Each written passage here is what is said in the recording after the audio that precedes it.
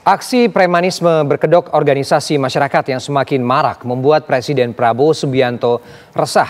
Presiden Prabowo pun memerintahkan aparat penegak hukum untuk segera menindak karena telah mengganggu masyarakat. Polisi pun bertindak cepat dengan memberantas segala aksi premanisme.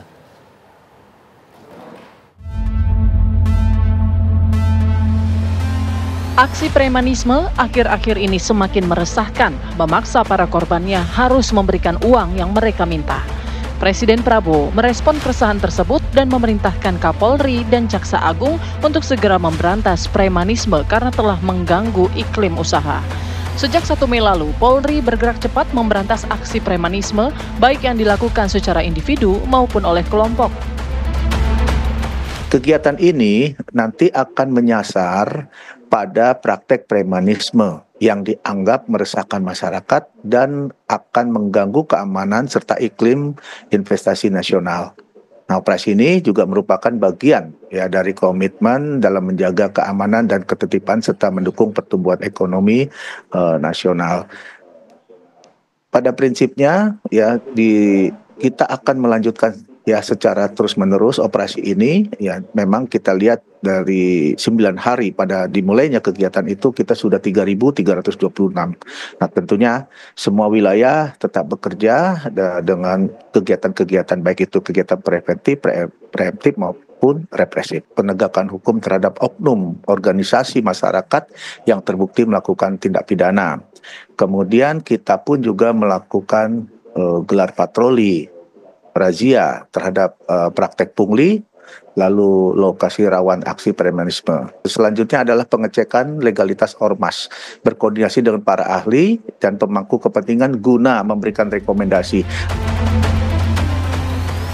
Tidak hanya masyarakat biasa yang menjadi korban, premanisme bahkan dianggap telah mengganggu calon investor yang akan berinvestasi lantaran mereka secara terbuka memaksa minta sejumlah uang jika ingin pabrik atau tempat usahanya lancar.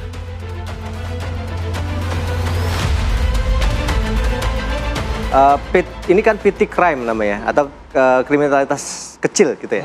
Nah, di seluruh dunia sudah ada buktinya bahwa kalau pemerintah serius memberantas petty crime, maka secara otomatis yang big crime-nya, yang kriminalitas besarnya akan turun dengan sendirinya. Kenapa? Karena kriminal-kriminal ini akan melihat yang kecil-kecil aja diseriusi dan ditangani dan dihentikan gitu.